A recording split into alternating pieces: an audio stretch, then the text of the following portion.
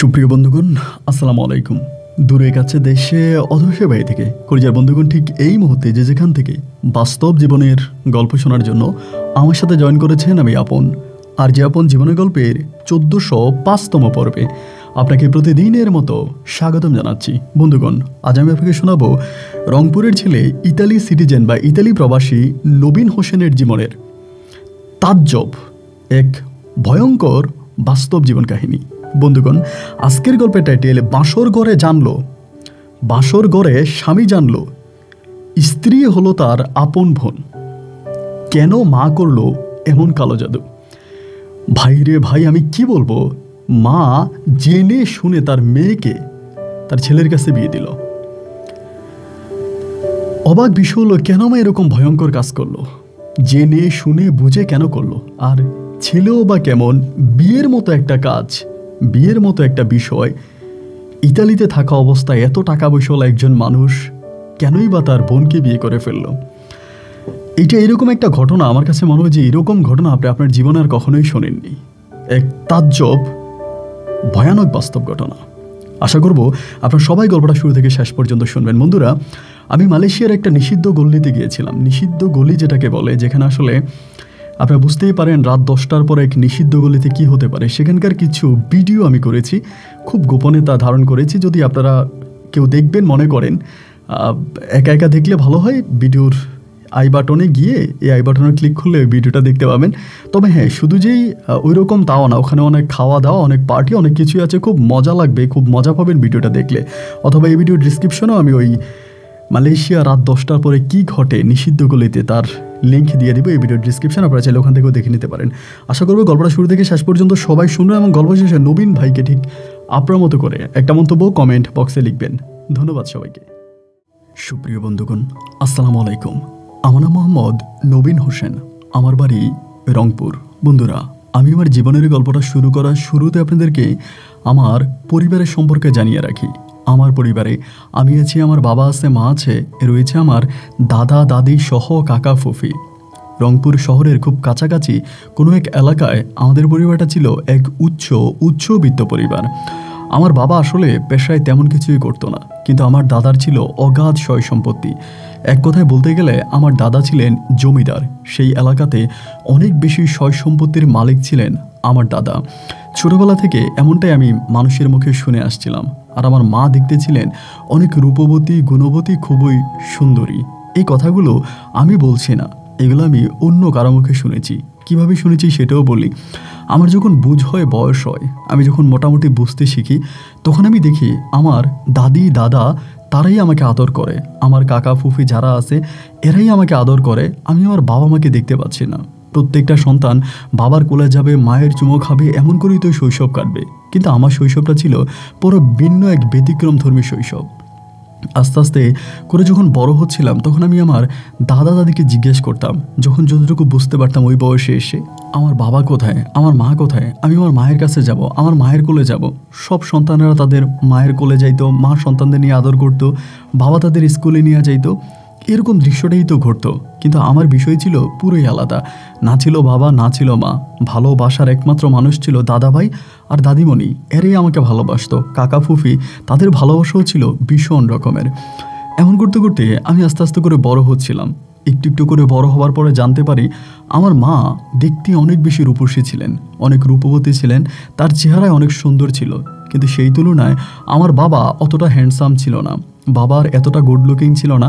আমার বাবা ছিলেন খাটো এবং কালো, কিন্তু তিনি আমার মাকে ভালোবাসে এবং ভালোবেসে বিয়ের প্রস্তাব আমার মাকে দেওয়া হয়। কিন্তু সেই মুহূর্তে আমার মা আমার বাবার ওই বিয়ের প্রস্তাবে রাজি হচ্ছিল না। শত চেষ্টা করেও আমার মাকে আমার বাবার বউ বানাতে পারে নাই। একটা পর্যায়ে আমার দাদা তার প্রভাব খাটিয়ে আমার মাকে জোর করে একরকম বউ বানিয়ে আনে আমার বাবার জন্য। আমার বাবার ঘরে যখন আমার মা আসে, একটা রাতও আমার বাবার ভালো কাটে নাই। প্রতিটা রাতেই আমার মা আমার বাবার সাথে ঝগড়া করতো। ঝগড়া জাটি যায় ঝামেলার মাঝে একটা পর্যায়ে নাকি আমি দুনিয়াতে আসি, এবং আমি দুনিয়াতে আসার পরেও আমার বাবা মা কেউ কাউকে দেখতে পেত না। অনেক এরকম হয়েছে, আমার দাদি আমার মা আমাকে নিয়ে চলে যাবে এরকম অনেক প্ল্যানিং করেছে, কিন্তু আমার দাদি আমার মা আমাকে নিতে দেয় নাই। বেশিরভাগ সময় আমি দাদির কাছেই থাকতাম, আর আমার দাদি আমাকে অনেক বেশি ভালোবাসতো। এমন করতে করতে আমার বয়স যখন, আমি তখনও মানে বুঝতে শিখি নাই, আদো আদো করে হাঁটতেছি, মানুষের হাত ধরে ধরে হাঁটি। ওই বয়সে আমার মা আমাকে একলা রেখে আমার মা নাকি তার পরকীয়া প্রেমিকের সাথে পালিয়ে যায়। মা যখন তার পরকীয়া প্রেমিকের সাথে পালিয়ে যায়, তখন আমি বড্ড একা হয়ে পড়ি। মায়ের জন্য প্রচুর কান্না করি, মাকে ছাড়া কোনো কিছুই বুঝতাম না। দাদি আমাকে কোলে নিয়ে গ্রামগঞ্জে হাটে বাজারে ঘোরাতো এবং কোনোভাবে আমার কান্না থামাতো। একটা রাতও আমি নাকি কান্না করতাম, প্রচুর কান্না করতাম। কান্না করতে করতে আমার গলা ভেঙে ফেলতাম, শুধু মা মা আর আমি মায়ের কাছে যাব এই বলে আমি কান্না করতাম। এমন করতে করতে আমার বাবা আমার মাকে অসম্ভব রকমের ভালোবাসতো। আমার মা চলে যাওয়ার পরে আমার বাবা আস্তে আস্তে করে মানসিকভাবে দুর্বল হতে থাকে। একটা পর্যায়ে নাকি আমার দাদি সিদ্ধান্ত নিয়েছিল যে আমার বাবাকে পুনরায় আবারও বিয়ে করাবে। কিন্তু আমার বাবা যে আমার মাকে এতটাই ভালোবাসতো যে ভালোবাসায় আমার বাবা পুরো অন্ধ হয়ে যায়। বেদ বিচার দিনকুল এসব না চিন্তা করে আমার বাবা পাগলের মতো বোবো করে আমার মাকে খুঁজতে থাকে। গ্রামগঞ্জে মাইকিং পোস্টার থেকে শুরু করে সেই সময়কাতে যেভাবে পারছিল ওভাবেই আমার বাবা আমার মাকে খুঁজতেছে। গ্রামগঞ্জে সবাই তখন আমার মায়ের নাম ধরে আমার বাবাকে ডাকতো এবং আমার বাবা একটা সময় মানসিকভাবে অনেকটা ভেঙে পড়ে পাগল হয়ে যায়। দাদা দাদি আমার বাবার হাতে পায়ে ধরে বলল, তুই বিয়ে কর এবং তুই বিয়ে করলে সব কিছু ঠিক হয়ে যাবে। তুই কোন বউকে খুঁজতেছিস, যে বউ কিনা তোকে রেখে, তোর এমন ফুটফুটে সন্তানটাকে রেখে চলে গেছে, তুই ওই বউকে খুঁজিস না। কিন্তু আমার বাবা তারপরেও বুঝতো না। আমার বাবা আমার মাকে অন্ধের মতো ভালোবাসতো, আর তাই তো অন্ধের লাঠি ধরিয়ে দিল আমার বাবার হাতে। বাবা রাস্তায় রাস্তায় মাকে খুঁজতে যাইতো, 2 মাস 3 মাস 4 মাস এমন করে করে বিভিন্ন জায়গায়, বিভিন্ন বাজারে হাটে ঘাটে এখানে সেখানে আমার মাকে ভোবো করে ঘুরে বেড়াতো, মাকে খুঁজে বেড়াতো, কিন্তু মাকে আর পেতো না। দিন শেষে বা মাস শেষে যখন বাড়ি ফিরে আসতো, আমার দাদি আমার বাবাকে বকাবাদ্য করতো, গালাগালি করতো এবং বারবার বলতো, তুই একটু নবীনরে কোলে নে, নবীনরে কোলে নিয়ে তোর বুকের ভিতর জমে থাকা কষ্টটা নিভিয়ে ফেল, নতুন করে বিয়ে কর, সংসার কর, তোর সব ঠিক হয়ে যাবে। কিন্তু আমার বাবা তারপরে এগুলো মানতো না। পোস্টার হাতে নিয়ে বিভিন্ন কাগজের মধ্যে লিখতো যে আমার মায়ের নাম লিখতো, তুমি কোথায় আসো আমার কাছে চলে আসো, এরকম কাগজে লিখে লিখে দেওয়ালে দেওয়ালে তা ঝুলিয়ে দিত। এইভাবে কয়েকদিন কাটার পরে একদিন আমার দাদা নাকি আমার বাবাকে খুব মারে, মানে খুব মারে এবং মেরে বলে, তুই আমার বাড়ি থেকে বেরিয়ে যা, তুই যদি কোনোদিন আমার বাড়িতে আসিস তাহলে তুই আমার মরামুখ দেখবি, তুই আমার মরামুখ দেখবি যদি কোনোদিন তুই বাড়িতে আসিস। কেননা আমার বাবা কারো কাছে মুখ দেখাইতে পারত, আমার দাদা কারো কাছে মুখ দেখাইতে পারতো না। আমার দাদার ছিল অগাধ সয় সম্পত্তি, জমিদারের মতো একজন মানুষ ছিলেন তিনি। হাটে বাজারে গেলে সবাই আমার বাবাকে নিয়ে আমার দাদাকে খোঁটা দিত, দাদাকে কটূক্তি করে কথা বলতো, তোমার ছেলে এরকম করতেছে, এই করতেছে, ওই করতেছে, এগুলো আমার দাদাকে বলতো। যার কারণে আমার দাদা এরকম কঠিন সিদ্ধান্তে উপলব্ধ হলো যে না, আমার বাবাকে ঘর থেকে বের করে দিবে। সবশেষ আমার বাবাকে মেরে ধরে যেভাবেই পারে ঘর থেকে বের করে দেয়। আমার বাবা তখন ঘর থেকে বেরিয়ে যায়। এরপরে নাকি আমার বাবা আর কখনোই ফিরে আসেনি। আমি দাদির মুখে শুনেছিলাম একটা পর্যায়ে আমার দাদাও নাকি আমার বাবাকে খোঁজার জন্য গ্রামগঞ্জে শহর বন্দরে ঘুরে বেরিয়েছে, কিন্তু এরপরেও আমার বাবাকে আর খুঁজে পাওয়া যায়নি। যেমন করে আমার মা আমার জীবন থেকে হারিয়ে গেছে, ঠিক তেমনি আমার দাদাও আমার জীবন থেকে হারিয়ে গেছে। আমার মা নাকি মাঝে মাঝে আমার দাদির সাথে বা আমার বড় ফুফুর সাথে যোগাযোগ করতো, কিন্তু আমার মা কখনো আমাকে নিতে চাইতো না, আমাকে দেখতে আসতো না। এরকমও ঘটনা আমি শুনেছিলাম। মায়ের উপরে এক পৃথিবীর রাগ অভিমান আমারও একটা সময় বেড়ে যায়। এই করতে করতে আমার বয়স তখন কত হবে, আনুমানিক 6-7 বছর এটুকুই হবে। আমার বড় ফুফু মানে আমার কেমন জানি মানে একদম আপন না, আমার বাবার আপন বোন না, আমার বাবার চাচাতো বোন একজন ফুফু আছে, উনি থাকে হচ্ছে ইতালিতে, স্বামী স্ত্রী সবাইকে নিয়ে, মানে ওনার ফ্যামিলি নিয়ে উনি ইতালিতে থাকে। তো আমার এই ঘটনার ওই 6-7 বছর বয়সে আমার ফুফু তখন দেশে আসে এবং দেশে আসার পরে ফুফু আমার পুরো ঘটনাটা জানতে পারে যে আমার বাবা হারিয়ে গেছে, মা আমাকে রেখে চলে গেছে। মাকে বারবার যোগাযোগ করা হচ্ছে আমাকে নিয়ে যাওয়ার জন্য, কিন্তু আমার মা আমাকে নিতে আসে না, আমাকে দেখতে আসে না। নতুন সংসারে আমার মা বেশ ভালোই আছে, আমার বাবার কোনো হদিশ পাওয়া যাচ্ছে না। এই ঘটনাগুলো যখন ওই পুপু জানতে পারে, একটা সময় আমার প্রতি পুপুর সিম্প্রীতি জাগে। তো আমি তো ওই সময়তে মেমোরিজ খুব বেশি মনে নাই, দাদির মুখে শুনেছিলাম পরে আর কি, যে আমি নাকি আমার ওই পুপুরে মা বলে ডাকতে শুরু করি। ইতালিতে থাকতো উনি এবং তিনি ইতালির সিটিজেন ছিল। তো আমি নাকি ওনাকে মা করে ডাকতে শুরু করি। ওনাকে দেখলে, কারণ আমার মাও ওনার মতোই ছিল, অনেকটা দেখতে শুনতো, লম্বা ফর্সা, ভালো জামা কাপড় পরতো, ভালো পোশাক আশাক পরতো, অনেকটা দেখতে ওনার মতোই ছিল। যার জন্য আমি ওনাকে দেখলে মা করে যাইতাম। উনি মানে আমাকে জড়াই ধরতো, ওনাকে আদর করতো, খুব ভালোবাসতো আমাকে। ওনার 3টা মেয়ে ছিল কিন্তু কোনো ছেলে ছিল না। তো 3টা মেয়ে তার খুব মোটামুটি বড়ই হয়ে যায়, আমার থেকেও তারা বয়স অনেকটাই বড়। তো এরপরে ইনি হঠাৎ করে আমার দাদার একদিন বলল, আমার দাদাদিরে বলতেছে, আপনারা যদি কিছু না মনে করেন, নবীন যেহেতু আমাকে মা বলে ডাকে আর আমার তো কোনো পুত্র সন্তানও নাই, আমি নবীনকে আমার সাথে ইতালি নিয়ে যেতে চাই এবং সেখানে নিয়ে আমি নবীনকে মানুষের মতো মানুষ গড়তে চাই। আমার পরিচয়ে নবীনকে আমি একটা নতুন পরিচয় দিতে চাই। তো আমার দাদা যদিও রাজি হয়ে গেছে, কিন্তু আমার দাদি রাজি না। আমার দাদির কথা হচ্ছে, আমাদের তো জায়গা সম্পত্তি, অর্থ সম্পদের কোনো কিছুরই অভাব নাই, তাহলে আমাকে কেন পালক দিতে হবে? আমাকে তো পালক দেওয়ার কোনো প্রয়োজন নাই, আমাদের তো সবই আছে, আমাদের তো কিছুই অভাব নাই। আল্লাহ তাআলা মহান রাব্বুল আলামিন তো আমাদের সব কিছুই দিয়েছে, তাহলে আমাকে কেন পালক দিতে হবে? আমার দাদি এক কথায় আমার ওই ইয়েরে বলে দিল, ফুফুরে বলে দিল যে না, আমরা নবীনকে দিব না, নবীন আমাদের কাছে থাকবে, নবীনকে মানে আমরাই রাখবো। আমার ওই ফুফুর নাম ছিল আসিয়া। তাই আমার দাদি নাকি রাগ করে বলতো যে, আসিয়া তুই যদি আমার ঘরে আসিস তা তোরে পিসা দিয়া পিটবো, মানে পিসা দিয়া পিটাবো, এরকম করে নাকি মানে আমার ওই মারে গালাগালি করতো আমার দাদি। দাদি আমাকে মানে যেতে দিবে না, আমাকে নিতে দিবে না, এমন একটা অবস্থা। তো আমার দাদা তখন আস্তে আস্তে করে গোপনে গোপনে ওই আমার আসিয়া খালামণির সাথে মানে আন্টির সাথে আমার দাদা তখন কথা বলে যে তুই যদি নবীনরে নিয়ে যাস তাহলে আসলে ভালোই হয়। নবীন ইতালিতে গিয়ে ওখানে বড় হবে, এখানে তার মাও নাই বাবাও নাই, আমরা কবে মরে যাই, আমাদের তো বুড়ো হয়ে গেছি, ওর ভবিষ্যৎটা কি হবে, ওর কাকারা যারা আছে বা ফুপু যারা আছে এরা ওরে কতটুকু দেখবে, ওভাবে তো আসলে কেউই দেখবে না। এবং একটা সময় দেখা যায় ওদের সম্পত্তির মালিক সম্পত্তির লোভে হয়তো ওরে মেরেও ফেলতে পারে, তুই একটা কাজ করতে ওরে নিয়ে যা। তা আমার দাদির কাছ থেকে লুকে আমার দাদা নাকি আমার পাসপোর্ট করায়, আমার ওই মানে আসিয়া আন্টির নামে, ওনার নামে আমার পাসপোর্ট করায়, ওনার হাজব্যান্ডকে আমার বাবা বানিয়ে, ওনাকে আমার মা বানিয়ে কেমনে ওই সময় তো আমার পাসপোর্ট করায়। এবং পাসপোর্ট করায় মানে এরকম যে মানে আমাকে আমার দাদা নাকি বলতেছিল মেলায় নিয়ে যাবে, আমাদের এদিকে নাকি তখন মেলা হচ্ছিল। তো আমার দাদিরে বলতেছে যে আমি নবীনটা একটা মেলায় নিয়ে যাব, একটু মেলা থেকে ঘুরে আনি।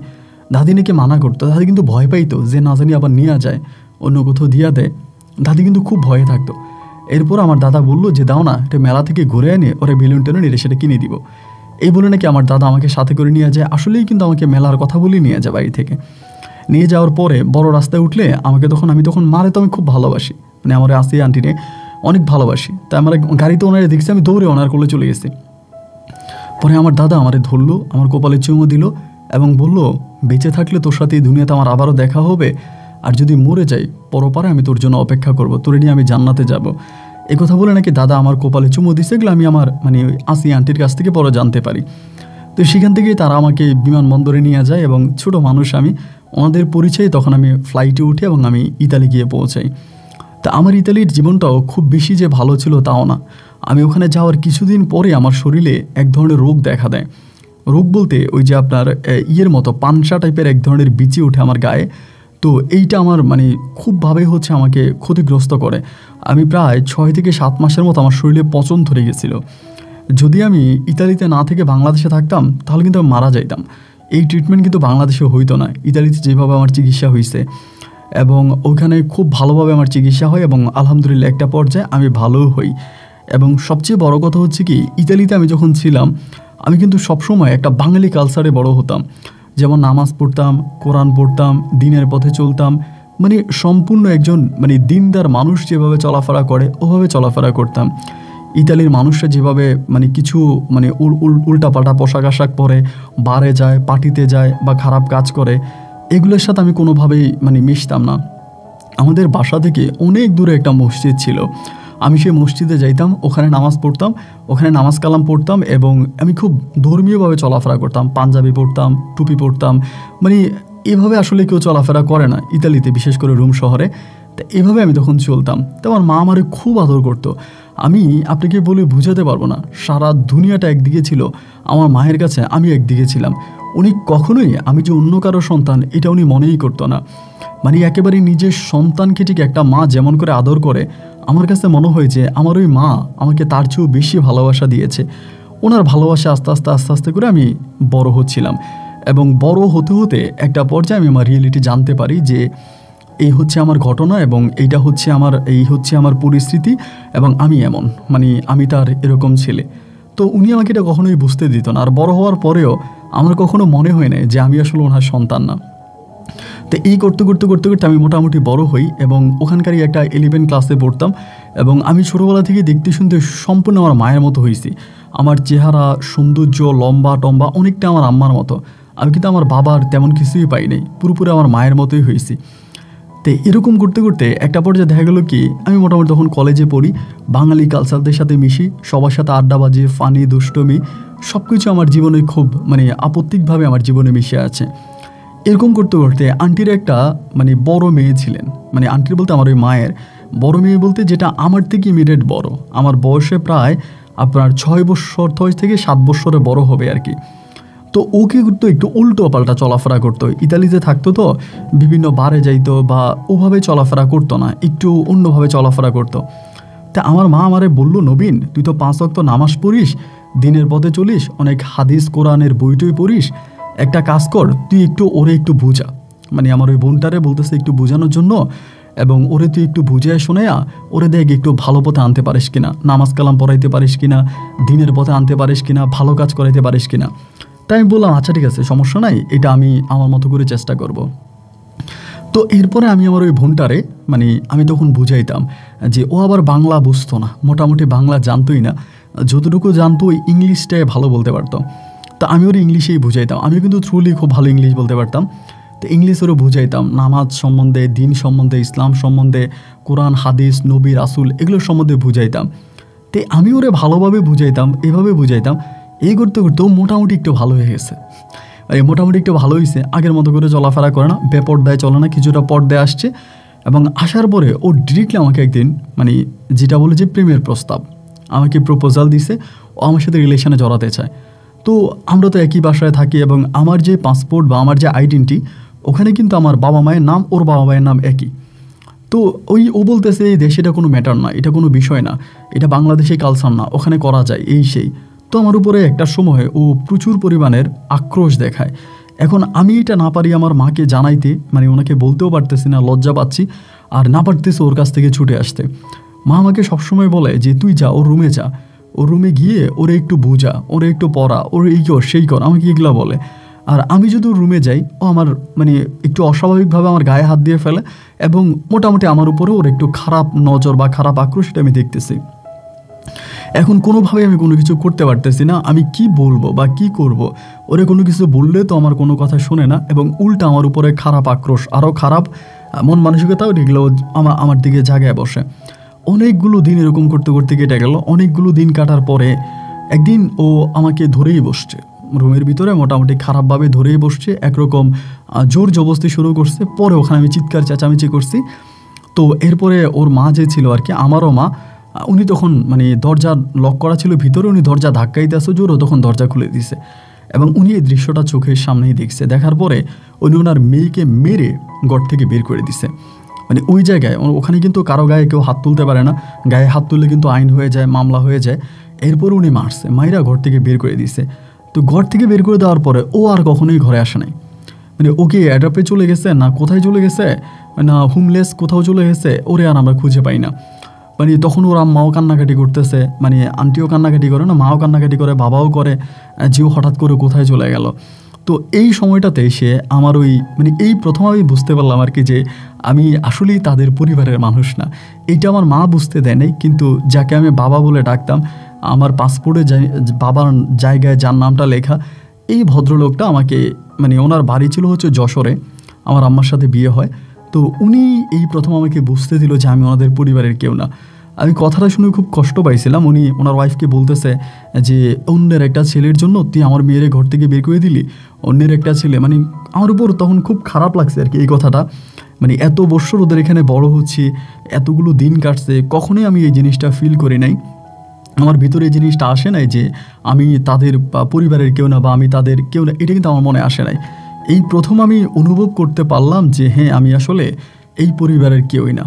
তো রাগ অভিমান অনেকটাই মনে জাগলো এবং এরপরে আমি বাসা থেকে রাগ করে ঠিক না, আমি একটা মেসে চলে গেছিলাম। মেস সিস্টেম একটা ছিল, ওইখানে চলে গেছি। তো যাওয়ার পরে ওইখানে মেসেই তখন পড়তাম। এর বেশ প্রায় আপনার 1 থেকে 2 বছর পরে জানতে পারি আমার ওই বোন আর কি ও বাসায় আসছে।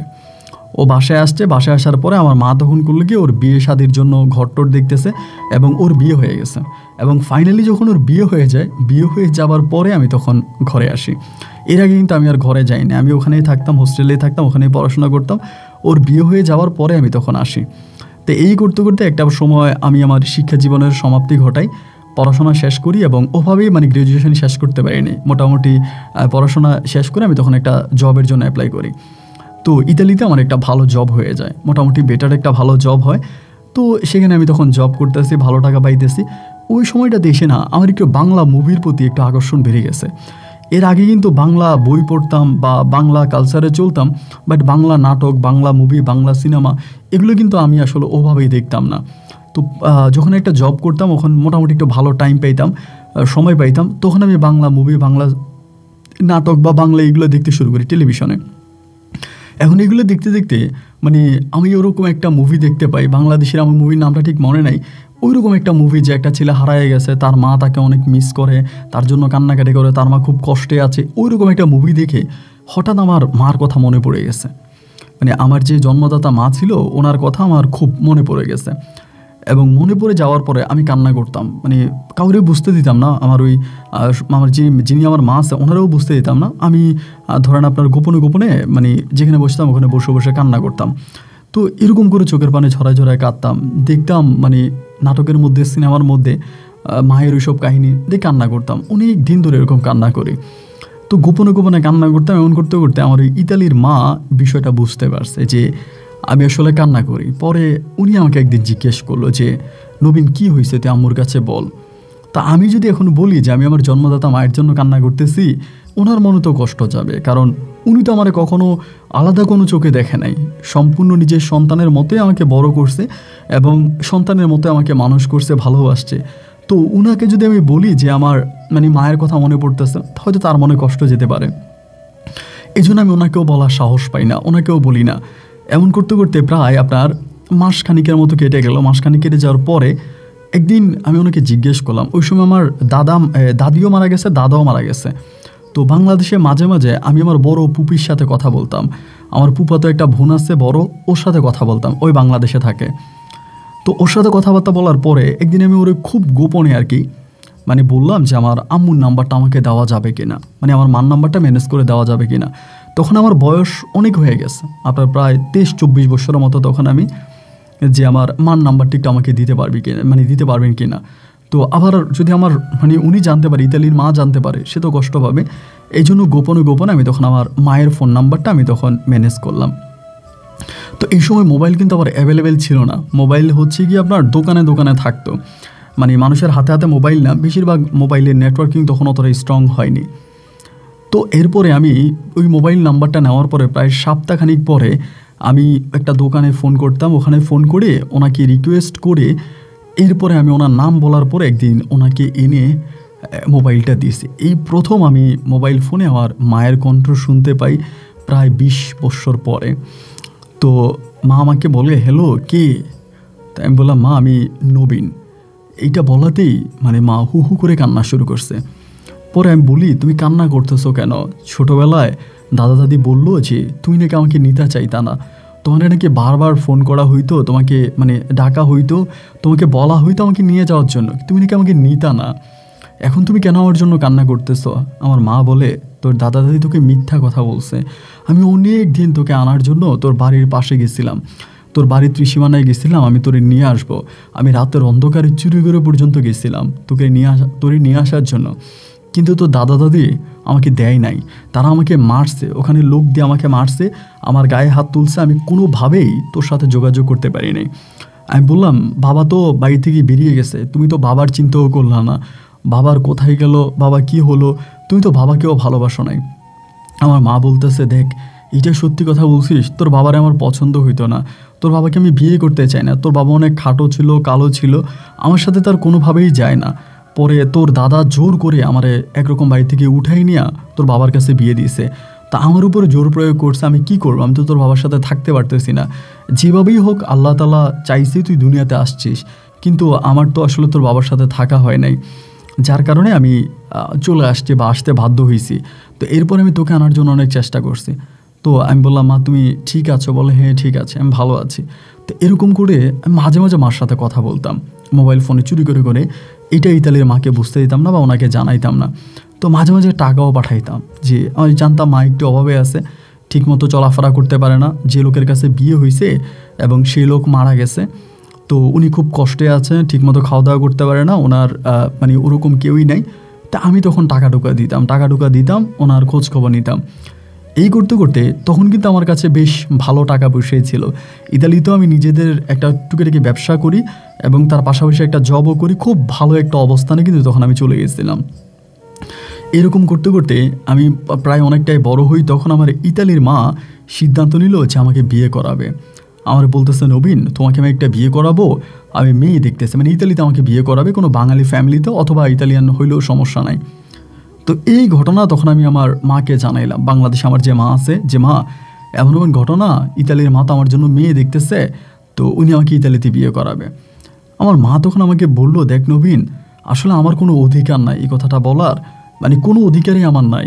এরপরও আমি তোকে কথাটা বলি যে যেহেতু আমি তোকে 10 মাস 10 দিন পেটে ধরছি, সেই হিসেবে আমি তোকে কথাটা বলি, বাবারে তুই তো ইতালিতে চলেই গেলি, ওখানের পাসপোর্ট, ওখানকার নাগরিক, ওখানেই তোর সব কিছু, কিন্তু এরপরেও মা তোর কাছে একটু রিকোয়েস্ট করি, তুই যদি পারিস বাংলাদেশে এসে একটা বাঙালি মেয়ে বিয়ে কর। একটা বাঙালি মেয়ে যদি তুই বিয়ে করিস তাহলে তোর জীবনটা অনেক সুখের হবে। ওই ইতালিয়ান মেয়েরা ভালো হয় না এবং ওরা স্বামীকে মূল্যায়ন করে না, স্বামীকে সম্মান করে না, স্বামীকে যথার্থ ভালোবাসে না, স্বামীর সাথে ভালো আন্ডারস্ট্যান্ডিং হয় না। তো ওদের মাঝে ডিভোর্স, তালাক বা অনেক সমস্যা হয়, ওরা মাঝে মাঝে স্বামীদেরকে মেরেও ফেলে। তো বাবা তুই একটা বাংলাদেশি মেয়ে বিয়ে কর, তুই যদি অনুমতি দেস মা তোর জন্য মেয়ে খুঁজবো, আমার পছন্দের একটা মেয়ের বিয়ে কর, তাহলে তুই জীবনে অনেক সুখে থাকবে। তা আমি ওই দিন মুখ ফুসকে মাকে বলেই ফেলছিলাম যে আমার বাবা কি সুখী হয়েছিল। এইটা বলার পরে মা আমাকে বলে, আমি তো জোর করে কোনো মেয়েরে তোর কাছে বিয়ে দিব না, আমি তো জোর করে কোনো মেয়েরে তোর কাছে বিয়ে দিব না, আমার যে রাজপুত্র ছেলে, যে কেউ আমার ছেলের বিয়ে করবে, সো আমি তো জোর করে কাউকে তোর কাছে বিয়ে দিব না, আমার মতো তোর হবে না, তুই অনেক ভালো থাকবি। তো এখন আমি তো এটা ইতালির মাকে জানাইতে পারি না, ওনাকে জানাইলে উনি খেপে যাবে, রেগে যাবে যে আমি কেন ওনার সাথে কন্ট্রাক্ট করি, কেন এই বয়সে ওনার সাথে কথাবার্তা বলি। তো এই করতে করতে অনেকগুলো দিন পরে আমি তখন আমার ইতালির মারে বললাম যে আমি একটু বাংলাদেশে যাব, আমার দাদা দাদির জন্য আমার কষ্ট হইতেছে, খারাপ লাগতেছে, ওনারা মারা গেলেও দেখলামও না, আমি ওনাদের কবরটা একটু জিয়ারাত করব। তো আমার ইতালির মা বলতেছে যে তুই যাবি, তা আমি তোর সাথে যাব। পরে আমি আবার চিন্তা করতেছি, আমি যদি ওনার সাথে যাই তাহলেই তো ধরেন আমার মানে আর আমার যে কাজে আমি যাচ্ছি আমার মায়ের সাথে দেখা করা, ওইটা তো আর আমার হবে না, উনি আমি সারাক্ষণে চোখে চোখে রাখবে বা আমাকে ইয়ে করবে, তো আমি তো এটা আর পারবো না।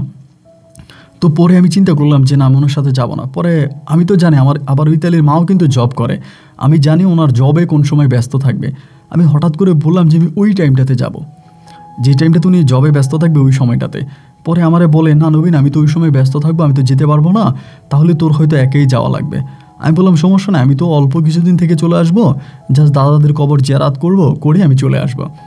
তো আমার ইতালির মা তারপরও আমাকে সচেতন করলো বা সাবধান করলো, খবরদার তুই কিন্তু বাংলাদেশে গিয়ে তোর মায়ের কোনো মানে তোর জন্মদাতা মায়ের কারোর সাথে কোনো যোগাযোগ করবি না, কারোর সাথে কোনো কথা বলবি না, কারণ কারোর সাথে যোগাযোগ করলে, কথাবার্তা বললে তোর অনেক ক্ষতি হয়ে যাবে, তোর সর্বনাশ হয়ে যাবে, এই কাজ কিন্তু ভুলেও করবি না, এরা কিন্তু ভালো না।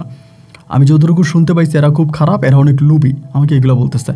পরে আমি বললাম, না তুমি কি পাগল হয়েছ, আমার ওই আপন মায়ের সাথে কি আমার যোগাযোগ আছে, আমার কথাবার্তা হয়, উনি কই আছে না আছে তাই তো আমি জানি না, আমি ওনার কাছে কীভাবে যাব? না, এটা তোমার ভুল ধারণা, আমি ওখানে যাবই না, আমি শুধু বাংলাদেশে যাব, আমার দাদাদের কবর জিয়ারাত করব, আর আমি আমার বাবার নামে কিছু দোয়া দায় পড়াবো মসজিদে, আমি চলে আসব।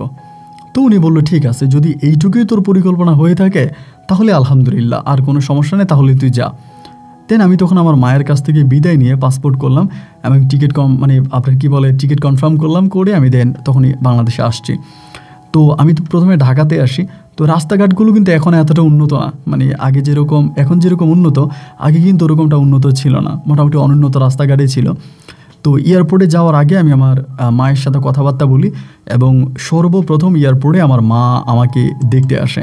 মানে কীভাবে আমি আপনাকে বলি, আমি এয়ারপোর্ট থেকে বেরোয়ার পরে আমি ওনাকে চিনতে পারি না, তো উনি আমাকে চিনতে পারে না। এয়ারপোর্ট থেকে বেরোয়ার পরে আমার কাছে তো এখন তো ধরেন আপনার ইমো, হোয়াটসঅ্যাপ এগুলো আছে, সেই সময় কিন্তু এগুলো ছিল না, শুধু ফোনে ছিল। তো ওনার সাথে আমি মানে কন্ট্যাক্ট করতে পারতেছিলাম না, কারণ বাংলাদেশের সিম তো আর আমার কাছে নাই। বেরোয়ার পরে মানে খুব মানে অবাক একটা বিষয় আর কি, যে উনি একটা মোবাইল নিয়ে দাঁড়ায় আছে। তো আমি কিন্তু আবার বাংলা খুব ভালো বলতে পারতাম, আমি তো বলেছি যে বাংলা কালচারে আমি বড় হয়েছি।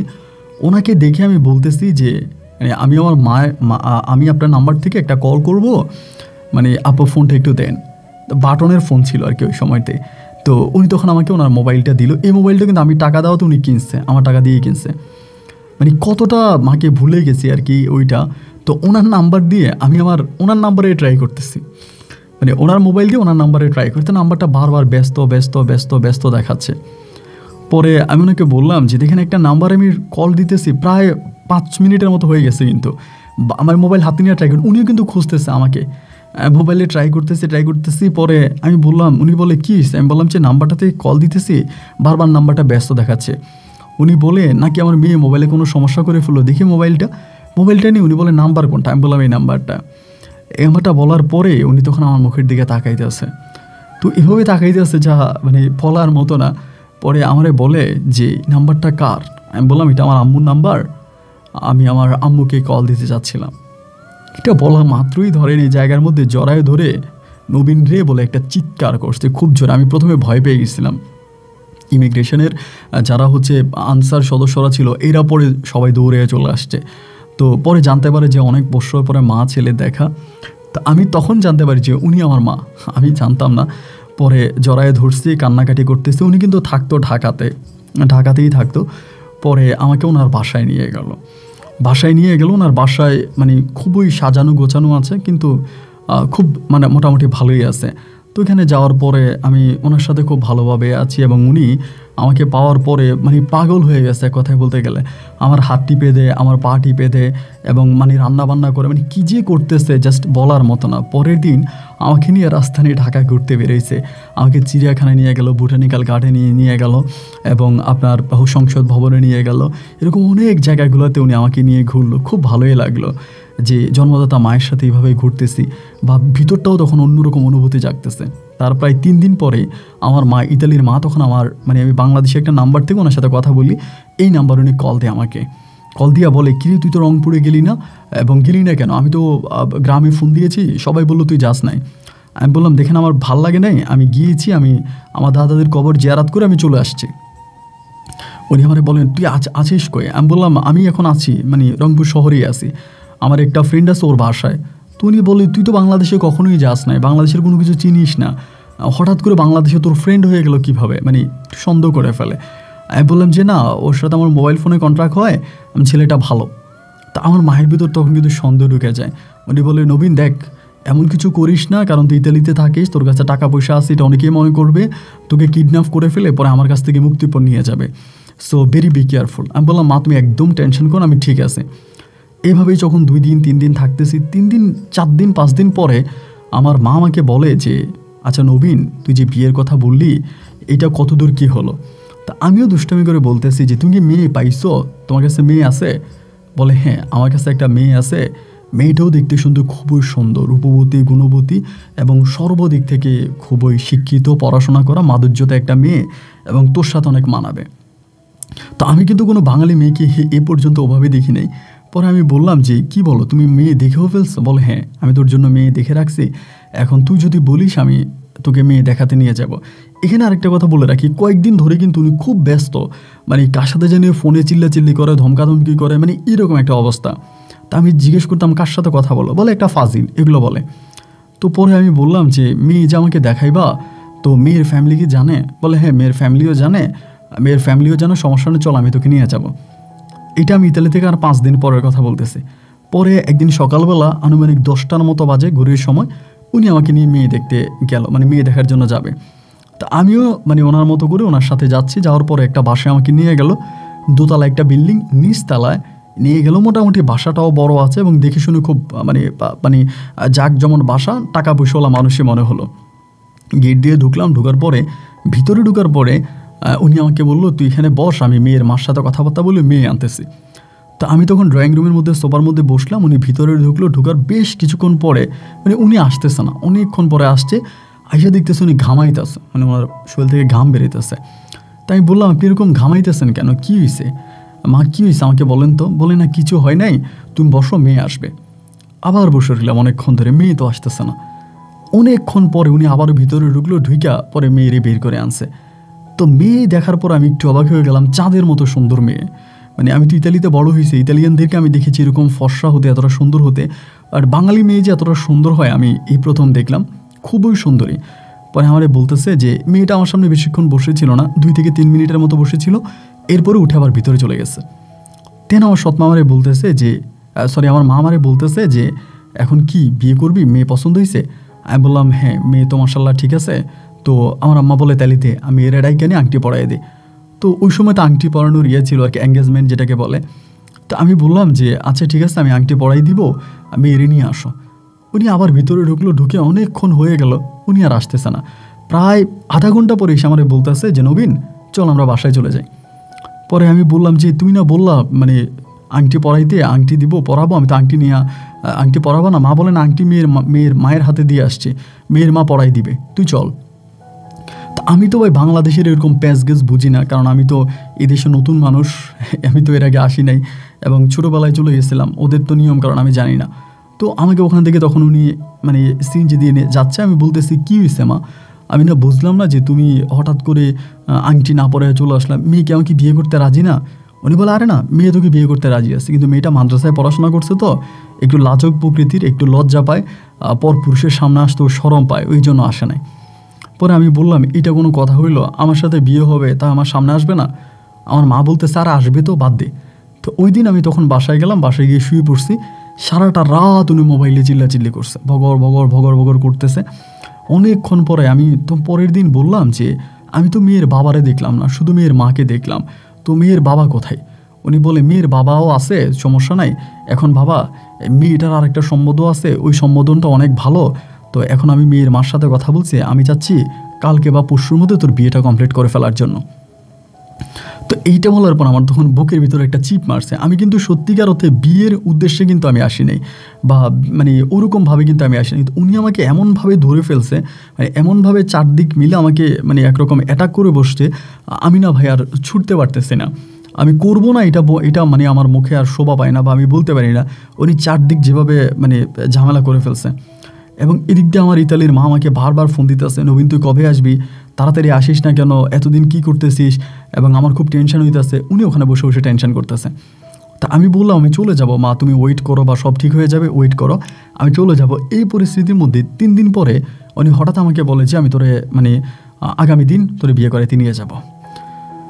আমি তখন ওনারে বারবার বলতেছি দেখো মা, জোর করে কোনো কিছু করো না, যদি মেয়ে রাজি না থাকে বা মেয়ের ফ্যামিলি রাজি না থাকে, তুমি জোর করে কোনো কিছু করো না। উনি বলে সবাই রাজি, সবাই রাজি, কোনো সমস্যা নেই, এখন সবাই রাজি হয়েছে, সব কিছু ঠিক আছে, আমি তোরে কালকে নিয়ে যাবো।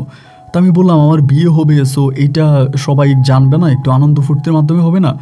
আমার মা বলতেছে আনন্দ ফুর্তি হবে, তোর ইতালির মাকে সহ নিয়ে আসবি, তারপর আনন্দ ফুর্তি হবে, এখন আপাতত আমি বিয়ে করাই দিই।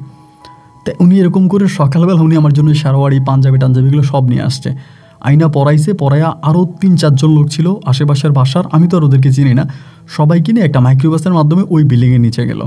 তো গিয়ে দেখলাম ওই বাড়িটাও মোটামুটি সাজানো, একেবারে ছোটোখাটো করে একটা অনুষ্ঠান করছে, খুব বড় না, ছোটোখাটো করে একটা অনুষ্ঠান করছে। এবং অনুষ্ঠানের পরে আমার মেয়ের সাথে বিয়ে হলো, কাবিন হলো, কলমা হলো, সব হলো। আমি তখন বউ নিয়ে চলে আসবো, গাড়িতে বসে আছি, মানে মাইক্রোবাসে বসে আছি, বউ নিয়ে আসছি। আসার পরে আমার আমার মা তখন করলো কি, আমাকে আলাদা একটা মানে রুমে বসাইলো, মেয়ের সাথে উনি কথা বলতেছে। আবার মেয়ের ওখান থেকে মেয়ের আরও 2টা মেয়ের সাথে আরও 2টা মেয়ে আসছে, এই হয়তো মেয়ের আত্মীয় স্বজন বা এরকম হতে পারে। আমার মা মেয়ের সাথে কথা বলতেছে, মানে মোটামুটি একটা মানে খুব মানে ও কিন্তু নতুন বউয়ের মতো ব্যবহার করতেছে না আমার আম্মার সাথে, পুরনো মানুষের মতো একরকম ঝগড়ার মতো করে কথা বলতেছে। সারাটা দিন এভাবে কেটে গেল। রাত্র 9টা কি 9:30 বাজে ওই তখন আমার জন্য বাসরঘর রেডি করলো। বাসরঘর রেডি করে প্রথমে মেয়েরে পাঠাইলো, মেয়ের নাম ছিল আপনার আসলকে তখন রুমে প্রথমে প্রবেশ করানোর পরে আমি তখন রুমের ভিতরে ঢুকতেছি। এই সময় আমার আমার মা আমাকে ডাক দিয়ে আমার বলতেছে যে নবীন এদিকে আয়। পরে আসছি, আসার পরে আমি বললাম কি মা? পরে বলতেছে তুই করে বিয়ে করে ইতালি নিয়ে যাবি আমারে বলে। আমি বললাম যে মাত্র তো বিয়ে করলাম, এখনও তো বাসরেই ঢুকি নাই, আর মেয়ের মোড মেশান তো খুব একটা ভালো মনে হয় না, অ্যান্ড তোমার সাথে কেমন কেমন করে ব্যবহার করতেছে। তো আমার মা তখন নিচের দিকে তাকে আছে, কি জানি আমাকে বলতে চায়, বলতে পারতেছে না। তো আমার কাছে মনে হলো যে না, উনি কিছু একটা আমাকে বলবে। আমি বললাম যে মা, তুই আমার কিছু বলবা, কিছু বলতে চাও? কিছু বলে না, চুপচাপ। আমি বললাম কি হলো, তোমার যদি কিছু বলার থাকে তুমি আমাকে বলো, আমি শুনি, বাট তুমি তোমার ভিতরে কোনো কিছু লুকিয়ে রাখো না, তোমার ভিতরে কোনো কিছু লুকিয়ে রাখো না, যেটা বলার, যা বলার আমাকে খোলাখুলিভাবে বলো, কোনো প্রবলেম নাই, বাট নিজের মাঝে কোনো কিছু লুকিয়ে রাখো না। আমার মা আমাকে বলতেছে না, আমি নিজের মাঝে কি লুকাবো, নিজের মাঝে তো লুকানোর কিছুই নেই। তো আসলে মানে এরকম মানে অত অত অত অত করতেছে। আমি বললাম, আরে মা, তুমি এরকম করতেছো কেন? কথা মানে তুমি কেমন জানি, তুমি কি হয়েছে আমাকে বলো তো দেখি, এখানে বসো, বলো কি হয়েছে। পরে আমরা বলতেছে যে নবীন, মেয়েটার একটা ছেলের সাথে রিলেশন ছিল, এটা আমি আগে জানতাম না। খেয়াল করেন, এরকম করে বলে যে একটা ছেলের সাথে আগে রিলেশন ছিল, এটা তো আমি জানতাম না, এবং এইটা আমি কিছুক্ষণ আগে জানতে পারছি। আমি বললাম, তো তুমি আমার এরকম একটা মেয়েরে কেন বিয়ে করাইলা, যেই মেয়ের আগে একটা রিলেশন আছে? তুমি দেখো না আমার আব্বার জীবনটা কীরকম হয়েছে তোমার সাথে বিয়ে হওয়ার পরে। আমার মা বলে, আরে বাবা, তুই বারবার তোর আব্বাকে টানতেছিস কেন? তোর আব্বা আর আমি এরকম না, এই মেয়ের সাথে তোর সম্পর্ক এরকম না। তো যাই হোক, আমি মেয়ের সাথে কথাবার্তা বলছি, এখন মেয়ে ঠিক আছে। তুই বাসর করে যাওয়ার পরে যদি মেয়ে তোর কোনো উল্টাপাল্টা কথা বলে, তুই কিন্তু বিশ্বাস করবি না, এরকম করে আমাকে বলে। তা আমি বললাম, মানে উল্টাপাল্টা কি বলবে যেটা আমি বিশ্বাস করবো না? আমার মা বলে, তুই রে কিছু বললে তুই বিশ্বাস করবি না, এটাই মাথায় রাখবি, যা। তো আমার ভিতরে ভাই তখন সন্দেহ ঢুকাই দিল যে আমি ভিতরে গেলে কি বলবে বা বললে আমি বিশ্বাস করবো না, আমার মাথায় ভাই তখন আসতেছিল না। তাই আমি বললাম যে আচ্ছা ঠিক আছে, তারপরে যদি তুমি বলতেছো আমি তাহলে ভিতরে যাই। আমি তখন বাসর ঘরে ঢুকলাম। ঢুকার পরে মেয়ে দেখি কি, মানে বাসর ঘরে মানে একটা মানে বউ তো বাসর ঘরে বসে থাকে আপনার বোরকা মানে মাথার মধ্যে ইয়ে দিয়ে খুব সুন্দর করে, ওইখানে না বসে পাশের একটা চেয়ারের মধ্যে বসে আছে। তা আমি যাওয়ার পরে ও দেখি না কান্না করতেছে, মানে বসে বসে কান্না করতেছে চেয়ারের উপরে, মানে চেয়ারের মধ্যে বসে কান্না করে। তো ওরে কান্না ভাব দেখে আমি তো, আমার মনে হলো যে আমার মাথা আমাকে বলেই দিছে মেয়েটার ছেলের সাথে রিলেশন ছিল, মেবি ওই ছেলের কথা মনে পড়ছে। পরে আমি খাটের উপরে বসে আমি বলতেছি যে আচল, তুমি কান্না কেন করতেছো? এরকম করে বলতেছে, কান্না কেন করতেছো? কিছু বলে না, আরও কাঁদে। পরে আমি বললাম যে আচল, তুমি কান্না করো না, আমার কাছে বলো যে কী সমস্যা, তুমি কান্না করতেছো কেন? আমাকে কি তোমার পছন্দ হয় নাই? আমি কি দেখতে সুন্দর না? আমি ভালো না? আমার মুখের দিকে তাকায় এবার অঝরে চোখের পানি ছড়াইতেছে। পরে আমি বললাম যে তুমি থাকো, আমি তোমার কাছে গেলাম, ওর শরীরে ধরবো, এমন সময় বলে আস্তাগফিরুল্লাহ, আপনি আমার গায়ে হাত দিয়েন না, মানে আস্তাগফিরুল্লাহ, আপনি আমার গায়ে হাত দিয়েন না। আমি বললাম, ও মা, কী ব্যাপার, এটা কি বলতেছে? আমি তোমার গায়ে হাত দিব না, আমি তোমাকে কলমা কামিন করে বিয়ে করছি, তুমি আমার বিবাহিতা বউ, আর মুসলিম শরিয়াত মোতাবেক আজকে আমাদের বাসর ঘর, সো আমি তোমার গায়ে হাত দিব, এটা তো স্বাভাবিক কথা, তুমি মানা কেন করতেছ? আমাকে বলো আমাদের বিয়ে হয় নাই, আর এটা কোনো বিয়ে না, এটা একটা আল্লাহর গজব। আমি বললাম, আচল কি হয়েছে, আমাদের বিয়ে হয় নাই কেন? কেন তুমি কি কাউকে পছন্দ করো? তোমার কি এর আগে বিয়ে হয়ে গেছে কারোর সাথে? এরকম করে বলতেছে। আমাকে বলে, না আমি কাউকে পছন্দও করি না, এর আগে কারোর সাথে আমার বিয়ে হয়নি, আর আপনি আমার গায়ে হাত দিলে আল্লাহর গজব পড়ে যাবে। তা আমি যেটা মনে করতেছি, ওই যে সিনেমার ভিতরে দেখতাম, বাংলা মুভির মধ্যে দেখতাম যে মেয়ের অন্য কারোর সাথে সম্পর্ক থাকলে বাসর ঘরে হাজবেন্ডকে ধরতে দেয় না শরীরে। তা আমি ভাবলাম যে হয়তো এরকম কোনো একটা সিন হতে পারে বা এরকম কিছু হতে পারে। তা আমি বললাম যে দেখো, তুমি এরকমটা কেন করতেছো? মানে আমি না এর কোনো মানেই বা এর কোনো কিছু আমি বুঝতে পারছি না, তুমি এমনটা কেন করতেছো? আমি তোমার হাজব্যান্ড, আমি তোমার গায়ে হাত দিব, এটাই তো স্বাভাবিক না? আমাকে বলতেছে, মানে ডিরেক্টলি বলতেছে যে আপনি আমার হাজব্যান্ড না, আপনি আমার আপন ভাই। আমি বললাম, মানে এটা তুমি কি বললা? বলে, হ্যাঁ, আমি যেটা বলছি এটাই সত্য, হয় আপনি আমি এখানে মাইরে ফেলেন, মানে হয় আমাকে এখানে মেরে ফেলেন, না হয় আপনি ঘর থেকে বেরিয়ে যান, আমি আপনার আপন বোন। আমি বললাম, মানে আমি তোমার কথা বুঝতে পারি নাই, তুমি কি বলতে চাচ্ছ? তুমি আমার বোন হলা কিভাবে? বলে, হ্যাঁ, যার পেট থেকে আপনি দুনিয়াতে আসছেন, আমিও তার পেট থেকে দুনিয়াতে আসছি। আমি বললাম, আস্তাগফিরুল্লাহ, এটা তুমি কি বলতেছো? বলে, হ্যাঁ, যে মহিলা এতক্ষণ আপনাকে বুঝিয়ে শোনায় আমার বাসর ঘরে পাঠাইছে আমার সাথে বাসর করার জন্য, সে আমার জন্মদাতা মা। তখন আমি মানে এই জায়গার ভিতর আমি তখন কনফিউজড হয়ে গেলাম যে কি বলে, এখন কোনটা সত্য? আঁচল যেটা বলতেছে এটা সত্য, নাকি বাসর ঘরে ঢোকার আগে আমার মা আমাকে যে কান পরা দিয়ে দিল ওইটা সত্য? আমার মা তো আমাকে বলেই দিল যে মেয়েটার অন্য একটা সম্পর্ক আছে, অন্য একটা ছেলের সাথে রিলেশন আছে, এখন হয়তো ও তোর সাথে উল্টাপাল্টা বলতে পারে, তুই কিন্তু বিশ্বাস করবি না। তা আমি একবার মনে করতেছি মেয়েটা হয়তো আমাকে এগুলো বলতেছে এই কারণে যে মেয়েটার অন্য কার সাথে সম্পর্ক আছে, ওই ছেলের কাছে চলে যাবে, আমি যাতে মেয়েটাকে ছেড়ে দিই এই জন্য মনে হয় বলতেছে। আমি পুরো গেলাম ভাই কনফিউজডে। আমি তখন বসে আছি, কোনো কথা বলি না, চুপচাপ বসে আছি। আমার মা আমাকে বলতেছে যে মেয়েটা আমাকে বলতেছে, আপনি এখান থেকে বেরিয়ে যান, ঘর থেকে বেরিয়ে যান, আপনি ঘরে থাকলে আমার পাপ হবে। পরে আমি তাকে বলতেছি যে তুমি যদি আমার সৎ বোনই হবা, তুমি যদি আমার বোনই হবা, আমার মায়ের পেট থেকে জন্মানো তো তুমি আমার সৎ না, আপন বোনই। তা তুমি যদি আমার আপন বোনই হবা তাহলে তুমি আমাকে বিয়ে কেন করলা? ও বলে চাপে পড়ে। আমরা মেয়ে মানুষ তো, আমাদের চাপটা কেমন এটা ছেলেরা বুঝে না। আমার এই কোন চাপে ফালাইয়া বিয়ে করছে এটা আল্লাহ ছাড়া কেউ জানে না। আমাকে কি চাপ দিয়ে বিয়ে করছে? আপনি দেখেন না ওনার সাথে আমার বারবার ঝগড়া হইতেছিল। তাই আমি বললাম, তুমি যদি ওনার মেয়ে হয়ে থাকো তাহলে তুমি এই বাসায় কেন, তুমি এই বাসায় থাকো না কেন? তুমি তো আমার আম্মার সাথে থাকবা না? বলে হ্যাঁ, আমি এই বাসায় থাকতাম, কিন্তু উনি আমাকে ওই বাসায় পাঠাই দিছে আপনি আসার আগে। আমি বললাম, তো যার বাসা থেকে আমি তোকে বিয়ে করে আনলাম সেটাকে? বলে এটা ওনার বান্ধবী, এটা আমার মায়ের বান্ধবী, সে বান্ধবীরই আমার মা বানায়া ওখান থেকে আমাকে বিয়ে করে আনছে। তো আমি বললাম যে দেখো আঁচল, আমি কিছুই বুঝি না, আমি তো বাংলাদেশের মানুষ না, আর এই দেশে আমি তো নতুন আসছি, আমি না প্যাঁচ গ্যাস বুঝতেছি না। ও আমাকে বলতেছে আপনি তো বুঝবেন না, আপনি তো বোকা দেখে তো আপনাকে এরকম করে ফাঁসাই দিছে, আপনার টাকা পয়সার প্রতি ওনার লোভ গেছে, উনি আপনার টাকা পয়সা হাতিয়ে নেওয়ার জন্য আমাকে শিখিয়ে দিছে যেমনি পারি আপনার কাছ থেকে টাকা পয়সা নেওয়ার জন্য, আপনার ক্ষতি করার জন্য আপনাকে আমার বিয়েটা করাই দিছে, অন্য কিছু না। আপনি তো বোকারাম, এই জন্য আপনি বুঝতেছেন না। আমি তখন চিন্তা করতেছি, আল্লাহ এটা আমার কী বলতেছে, আমার এটা কী বলতেছে, আর এটা কেমনি সম্ভব, এটা কেমনি সম্ভব? আমি তখন বললাম, আঁচল একবার আমার মাথায় আসতেছে যে আঁচল সম্ভবত সব মিথ্যা বলতেছে, আমি যাতে ওর শরীরে হাত না দিই, ওই ছেলের সাথে পালিয়ে যাবে পরের দিন বা ওই ছেলের সাথে চলে যাবে। আমার মনে হচ্ছে হতেও পারে আমার মা আমাকে মিথ্যা বলছে, তা না হলে উনি অনেকগুলো বিষয় কেন আমার কাছে লুকাইলো, এটা ওইটা। পরে এই ঘটনার মধ্যে তখন আমার মাথা ঘুরেই যাচ্ছে, আমার মাথা নাই আর কি, আমি নিতে পারতেছি না ভাই। এবং ওই জায়গার ভিতরে আমি তখন ওই বাঁশর গ্রামে তখন সেন্সলেস হয়ে পড়ে যাই, অজ্ঞান হয়ে পড়ে যাওয়ার পরে আমার তখন অনেকক্ষণ পর আমার জ্ঞান ফিরে আসে। তো ওখানে কিন্তু তখন ডাক্তার আনা হয়, ডাক্তার আমার হাতে স্যালাইন দেয়, আমাকে ইঞ্জেকশন পোস্ট করে দেন, আমি তখন জ্ঞান আসে। জ্ঞান আসার পরে সবাই হাসাহাসি করতেছে, কী ব্যাপার, বাসর ঘরে অজ্ঞান হয়ে যাবে মেয়ে, কিন্তু বাসর ঘরে অজ্ঞান হয়ে বাসর ঘরে অজ্ঞান হয়ে যাবে বউ, এখন থেকে বাসর ঘরে ছেলে অজ্ঞান হয়ে গেছে, ঘটনা কি? এরকম করে সবাই বলে হাসাহাসি করতেছে। তা আমি বাসর ঘরের মধ্যে শুয়ে আছি, শুয়ে চিন্তা করতেছি যে এখন আমি কি করব, আমি এখন কি করব? আমি না পারতেছি আঁচলকে বলতে, না পারতেছি আমার মাকে বলতে। মাকে বললে তো মা বলবে যে এটা এরকম সেরকম। পরে রাত তখন 3টা বেজে গেছে, 3টা কি 3:30 মতো বাজে, সবাই তখন বেরিয়ে গেছে। আবার আঁচল তখন দরজা লাগাই দিয়ে আমার হাত ধরে কান্না করে বলতেছে, ভাইয়া তুমি কিন্তু ভুলো মারে এটা বইলো না যে আমি তোমার সব জানাই দিছি, তুমি কিন্তু এটা ভুলো মারে বইলো না, তুমি অজ্ঞান হয়ে যাওয়ার পরে আমার জীবনে কী নেমে আসছে আমি তোমাকে বলে বুঝাইতে পারবো না।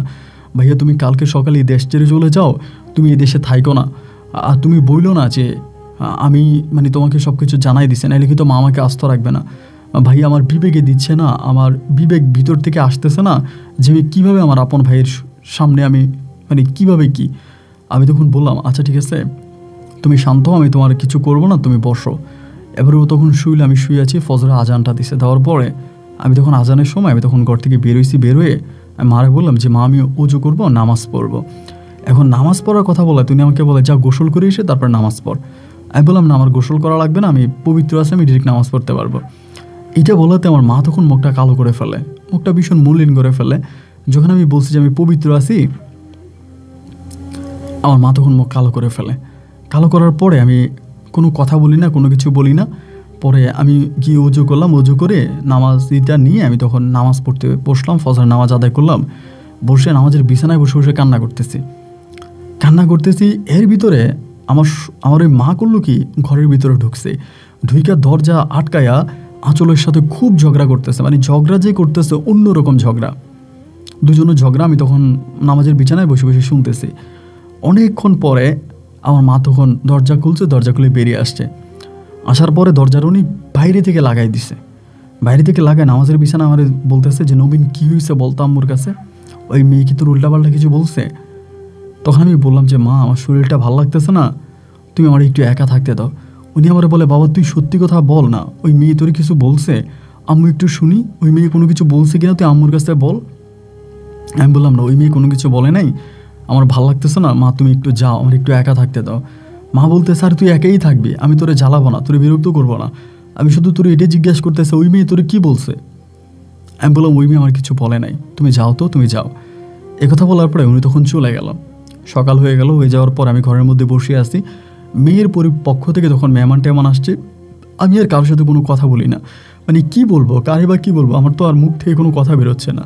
আমি চুপচাপ ওখানে বসে আছি। অনেকটা সময় তখন পেরিয়ে গেছে, অনেকটা সময় কেটে গেল। কেটে যাওয়ার পর আস্তে আস্তে করে চারদিক থেকে মানুষজন আসতেছে এবং দেখতে দেখতে সন্ধ্যা হয়ে গেল।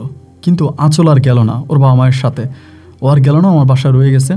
পরের রাত কাটলো, পরের রাতও আমি শুয়ে আছি আমার মতো, ওর মতো শুয়ে আছে। পরে আমি বললাম যে তৃতীয় রাতে আমি বলতেছি, আঁচল আমি কি আমার মাকে এটা জিজ্ঞেস করবো? আমার বলতেছে না না না, এটা জিজ্ঞেস করবে না, এটা জিজ্ঞেস করুন আমাকে মারবে। আমি আপনাকে বারবার বলতেছি আপনি চলে যান, আপনি এখানে থাকতেছেন কেন? আমার আবারও কেন জানি মনে হয় যে না, আঁচল মনে হয় মিথ্যা বলতেছে। আমার আবারও মনে হয় যে আঁচল মনে হয় মিথ্যা বলতেছে। আসলে মূলত আঁচল আমাকে মিথ্যা জানাইতেছে যে এই সত্যি কথা বলতে কিন্তু ও মতো মিথ্যা বলতেছে, মনে হয় ওই ছেলেকে ভালোবাসে ওই ছেলের কাছে চলে যাওয়ার জন্য। 3 দিন পরে আমি তখন বিষয়টা আমার মাকে জানাইলাম যে মা এমন এমন ঘটনা, এই ঘটনা এইটা মাকে যেদিন আমি বলছি, তখন আমি মাকে এটা সকালবেলা জানাইছি যে তুমি কি আমার সাথে এরকম এরকম করছো, মেয়ে আমার সাথে এটা করতেছে, যে এটা কেমনি সম্ভব, এটা কেমনি কি, এইটা আমি আমার মাকে বলছি। বলে আমি তখন একটু দোকানে দিয়ে গেছিলাম, মানে বাজারে দিয়ে গেছি। ঘরে এসে দেখতেছি যে আঁচল নাই। আমি মারে বললাম আঁচল কই? মা বলে পালাইছি। আমি বললাম কী বলো পালাইছে? বলো হ পালাই গেছে। তো তুই ওর কথা বিশ্বাস করলি? ওই ছেলের সাথে পালাই গেছে। আমি বললাম দোকানে গেলাম মাত্র 1 ঘন্টা হইল, এর মেঝেও কীভাবে পালাই গেল? মা বলে পালাই গেছে। হ্যাঁ আমিও দেখি নাই, আমি বাথরুমে দেখছি গোসল করার জন্য, বাইরে দেখি যে ও নাই। তখন দেখলাম ওর ব্যাগ ট্যাগ জামা কাপড় কিচ্ছু নাই। আমি বললাম মানে ও ছেলের সাথে চলে গেছে? মা বলে হ্যাঁ চলে গেছে। তুই আমার কথা বিশ্বাস করলি না? মেয়ের সাথে 3 দিন থাকলি, তুই কোনো কিছু করলি না? যদি কিছু একটা করে ফেলতে তাহলে কি আর মেয়ে যাইতো? আর ওই ছেলেকে মেয়েকে নিয়ে যাইতো? আর মেয়ে চলে গেছে, এবার বুঝ।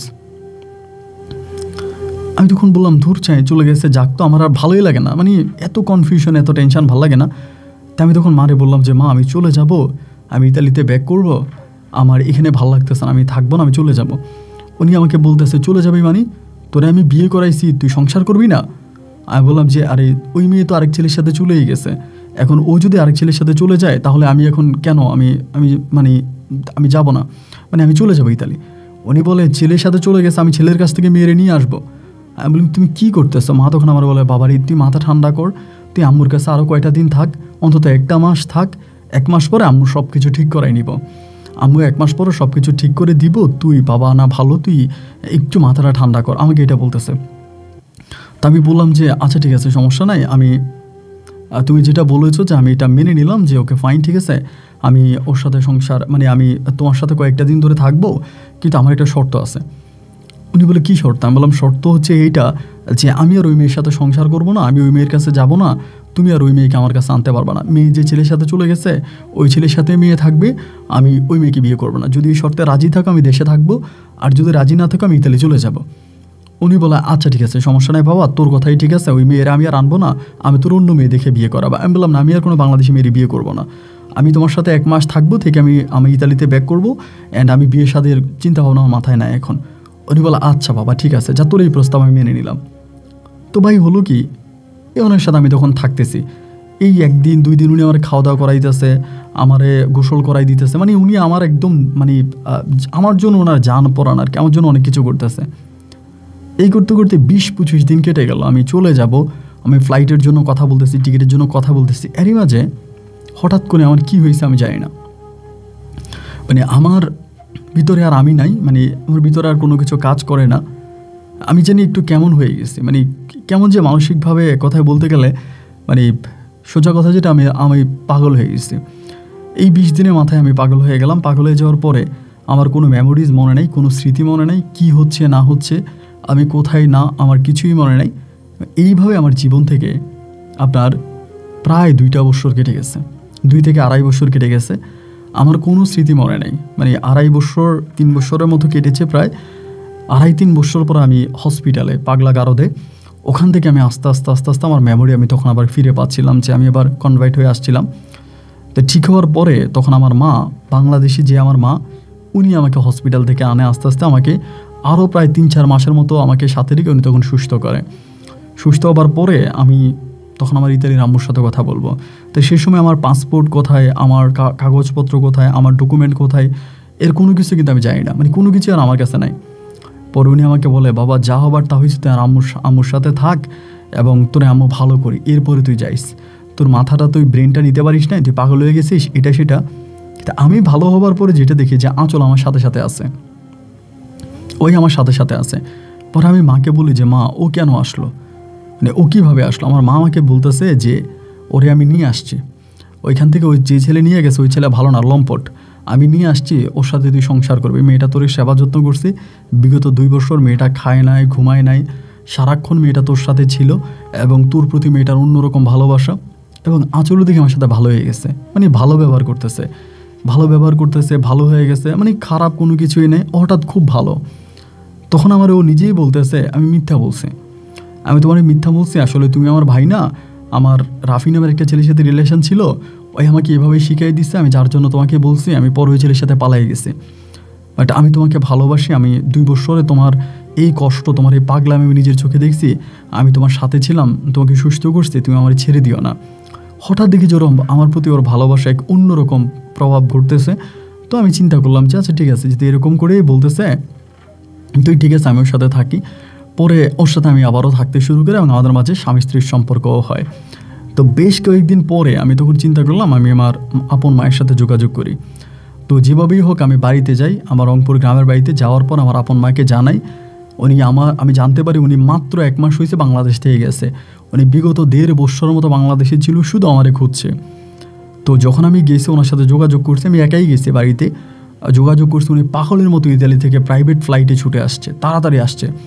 আইসা আমাকে জড়ায় ধরে চিৎকার করে কান্না করতেছে যে এটা কীভাবে হইলো, তুই কী হয়েছে, তুই কোথায় গেছিস? তাই আমি বললাম যে মা আমি যাই না, বাট উনি আমাকে বলো চল আমি তোকে নিয়ে যাবো। তাই আমি বললাম আমার তো পাসপোর্ট কোনো কিছুই নেই। উনি বলে আমি তোকে পাসপোর্ট সব কিছু করাবো, তোকে নিয়ে যাবো। পরে আমি বললাম তুমি যে আমাকে নিয়ে যাবা, কিন্তু আমি তো একটা মেয়েকে ভালোবাসছি এবং ভালোবেসে মেয়েটারে বিয়ে করছি। এখন আমি আমার ওই ইতালির মাকে যা বলতেছি সবই আমার বাংলাদেশের মা শিখিয়ে দেওয়া কথা। বাংলাদেশের মা যেভাবে আমাকে শিখিয়ে দিচ্ছে, আমি সেভাবে আমার ইতালির মায়ের সাথে কনভার্ট করতেছি, তার সাথে কথা বলতেছি। তো উনি বলে যে তো মেয়ে কীভাবে কী? আমি বললাম যে মেয়ের কিছুই জানবা না, তুমি গরিবের মেয়ে, আমি রিলেশন করছি, বিয়ে করছি, ওরে নিয়ে পালাইছিলাম, তুমি রাজি হবো না, এই জন্য আমি মোবাইল টোবাইল সব কিছু বন্ধ করে দিছি। মা বলে আমি কেন রাজি হব না? তুই আমাকে বললে আমি রাজি না হওয়ার কি আছে? আমি অবশ্যই রাজি হইতাম, আমি রাজি হব না কেন? আমি রাজি হইতাম। আমি বললাম মা দেখো, আমি তোমাকে ওকে দেখাবো। এর 2 দিন পরে আমি তখন আঁচলের সাথে ফোনে কথাবার্তা বলে ঢাকায় এসে আমার ওই ইতালির মাকে তখন আঁচলকে দেখাই। আর আমার ইতালির মা আঁচলকে এক নজর দেখে উনি রাজি হয়ে যায়, বলে যে না আঁচল দেখতে অনেক সুন্দর এবং নম্র, ভদ্র, শিক্ষিত, ভালো, উনি পছন্দ করে ফেলছে। উনি তখন বলে আমি তোকে আর আঁচলকে একসাথে বিদেশে নিয়ে যাব। তো আমি বললাম যে তাহলে ভালো। ওই সময় আমি আর আঁচল একসাথেই থাকি এবং কিছুদিনের ভিতরে উনি আমাদের দুজনেরই ডকুমেন্ট সব কিছু ঠিকঠাক করে আমি আর আঁচল তখন একসাথে এক ফ্লাইটে তখন আমরা ইতালিতে যাব। তা আমি তখন ইতালিতে চলে গেলাম আঁচলকে নিয়ে। ইতালিতে যাওয়ার আপনার কয়েক মাস পরেই আঁচল তখন বেবি কনসেপ্ট করে, ওর পেটে বাচ্চা আসে। তো পেটে বাচ্চা আসার পরে আমার মা খুব খুশি হয়, লোকজন দাওয়াত দেয়, হুজুর খাওয়ায়, মোটামুটি ওখানে যেভাবে ধর্মীয়ভাবে অনুষ্ঠান করা যায় ওভাবে অনুষ্ঠান হয়। পরে আমার একটা সন্তান হয়। তো আমি যেই হসপিটালে আমার বাচ্চাটা হয়, ওই হসপিটালে বাচ্চাটা হওয়ার পরে ডাক্তার আমাকে জানায় যে আমার বাচ্চাটা নর্মাল কোনো বেবি হয় নাই। তো কেমন বেবি হয়েছে? ওখানকার ডাক্তার জানায় যে আমার বাচ্চাটা মূলত হিজড়া হয়েছে।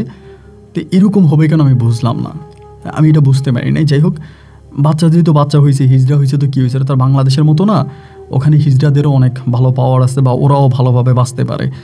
তো আমার বেবি তখন হলো এবং 1.5 বছর পরে আমার আরেকটা বেবি হইল।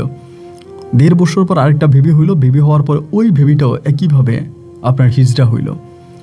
তখন আমার মাথার মধ্যে ডাউট আসলো, এবার আমার বাংলাদেশে যে মা আছে উনি কিন্তু অসুস্থ। আমি ওনার সাথে ফোনে কথাবার্তা বলি, ওনাকে জিজ্ঞেস করে আপনি এখনও সত্যি বলেন। আঁচলকে জিজ্ঞেস করে আঁচল বারবার একটা কথাই বলে যে না তুমি আমার ভাই না, তোমার সাথে আমার রিলেশন আছে, এটা সেটা, অন্য ছেলের সাথে রিলেশন ছিল, এই জন্য আমি তোকে মিথ্যা বলছি, আসলে মূলত তুমি আমার ভাই না, এই সেই, তুমি আমার হাজব্যান্ড, এগুলোও বলতেছে। এখন আমি কি করব ভাই বলেন? এবার বাংলাদেশি মারে আমি তখন ধমকাধমকি করতেছি, তুমি কারে বিয়ে করাইলা, কিভাবে করাইলা, বা এটি কি তোমার মেয়ে কি না। এই ঝামেলার মধ্যে হঠাৎ করে আমার বাংলাদেশের মা মারা যায়। একদিন আমি খবর পাই এবং উনি মারা যাওয়ার কিছুদিন আগে মানে খুব কষ্ট পেয়ে মারা যায়, মানে এতটা কষ্ট পায় যা বলার মতো না। উনি মানে ওর হঠাৎ একটা রোগ হয়, ওই রোগটাতে উনি প্রচুর কষ্ট পায়, মানে কষ্ট পেয়ে উনি শেষ পর্যন্ত মারা যায়। ওনার মৃত্যুর খবর শুনে আমি তখন দেশে গেলাম, আমি দাফন করতে পারিনি। ওনার পরে আমি ওনার কবর জিয়ারত করি এবং সেখান থেকে আমি আবার আসি। এবার তৃতীয়বার আমার আরেকটা সন্তান হয় এবং একইভাবে তৃতীয়বার আমার সন্তান হয়, সন্তানটাও সেম একইভাবে আগের দুইটার মতোই। এরপর আমি বারবার আঁচলকে বলে যাচ্ছি যে আঁচল আসলেই তুমি আমার বোন কিনা বলো, বা হসপিটালে চলো আমি তোমার পরীক্ষা করব। হসপিটালে যাওয়ার জন্য রাজি না। আমার মেয়ে 3টা এখন মোটামুটি একটু বড় হয়েছে, কিন্তু আমার ভিতরে এখনও মনে হয় যে আঁচল আসলেই সম্ভবত আমার আপন বোনই হতে পারে। এক দ্বিধাদ্বন্দ্বের জীবন কাটাচ্ছি। অর্থ সম্পদ টাকা পয়সা কোনো কিছুর অভাব নাই, কিন্তু মানসিকভাবে কোনো শান্তিতে নাই। আঁচল আজও আমার কাছে মিথ্যা বলে যাচ্ছে নাকি সত্যি বলে আমি তা জানি না। যদি সত্যি হবে তাহলে আমার 3টা মেয়ে কেন তৃতীয় লিঙ্গের হবে? আর কেনই বা আমি এই বয়সে এসে এই সময়ে এসে আমাকে এই জিনিসগুলো ফেস করা লাগতেছে? তো আমি মানসিকভাবে খুব ডিপ্রেশনে থাকতাম, টেনশনে থাকতাম, অফিসে যাইতাম না, কাজ করতাম না, খাওয়া দাওয়া করতাম না। আমার ব্রেন আবারও আগের মতো শর্ট হয়ে গেছিল। এখানে আরেকটা বিষয় আপনাকে বলে রাখা ভালো, আমি ভালো হবার পরে একটা কবিরাজের সাথে কথা বলি, আমার মানসিকভাবে একটা কবিরাজের সাথে কথা বলি বাংলাদেশেই। ওই কবিরাজটা আমাকে বলে যে আমাকে নাকি আমার সৎমা কালো জাদু করছিল, আমাকে ব্ল্যাক ম্যাজিক করছিল। জানি না কীভাবে উনি কীভাবে ব্ল্যাক ম্যাজিক করছে, উনি ব্ল্যাক ম্যাজিক করছে এটা আমি জানতে পারি। মানে আমার আপন মা যিনি বাংলাদেশে মারা গেছে উনি। তো এখন আমি একইভাবে আছি আমার নিঃসঙ্গ জীবনে। আমি আপনার গল্পগুলোকে শুনতাম। আমার 3টা মেয়ে খুবই কিউট, আমি ওদেরকে মেয়েই বলি আর কি। ওরা তো আসলে তৃতীয় লিঙ্গের, বাট আমি মেয়ে বলি। আমি ওদের সাথে বেশ ভালোই আছি, কিন্তু মনের দিক থেকে কোনো শান্তি পাচ্ছি না। আজও মনের ভিতরে একটা প্রশ্নই জাগতেছে, আমি নামাজ পড়ি, আমি রোজা রাখি, আমি হজ করে আসছি, মৃত্যুর পরে আমি জান্নাতে যেতে পারবো তো? আমি যদি সত্যি আমার আপন বোনের সাথে সংসার করে থাকি তবে আল্লাহ কি আমাকে জান্নাতে নিয়ে যাবে, নাকি এর জন্য আমাকে বড় সাজা ভোগ করতে হবে? আমি জানি না কি করব। মানে খুব কষ্টে আছে এবং কষ্টের জীবনের মাঝে আপনার গল্পগুলো আমি আমার সামনে আসে, আপনার গল্পগুলো আমি শুনি এবং আপনার গল্পের খুব বড় ফ্যান হয়ে যাই এবং অনেক দিন ধরে চিন্তা করলাম আপনাকে আমি বিষয়গুলো জানাই। সো জানালাম, আপনাকে আন্তরিক একটা পরামর্শ চাই ঠিক এই মুহূর্তে কী করতে পারি। আর আপনার জন্য দোয়া ভালোবাসা রইল। আল্লাহ আপনাকে ভালো রাখুক। আল্লাহ হাফেজ। আসসালামু আলাইকুম।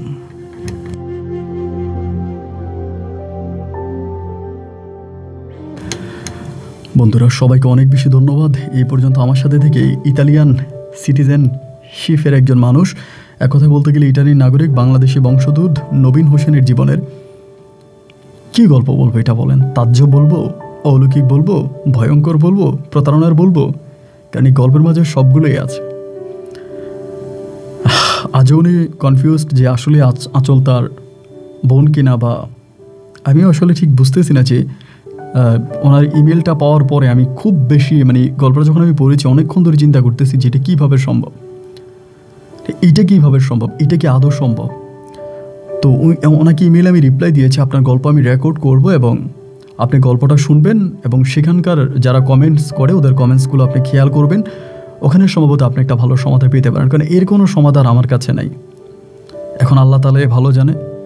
আমি একটা জিনিস বুঝি, সামনে রমজান মাস আসতেছে, আমি যদি ভুল করি মনে নাই যে এখন রোজা চলতেছে, আমি পানি খেয়ে ফেলি বা কিছু একটা খেয়ে ফেলি, আমার রোজা কিন্তু ভাঙবে না, এটা হুজুররা বলে আর কি। সো যদি উনি ভুল করে কোনো পাপ করেও থাকে আল্লাহ হয়তো ওনাকে মাফ করে দিবে, আল্লাহ ওনাকে মাফ করে দেখ।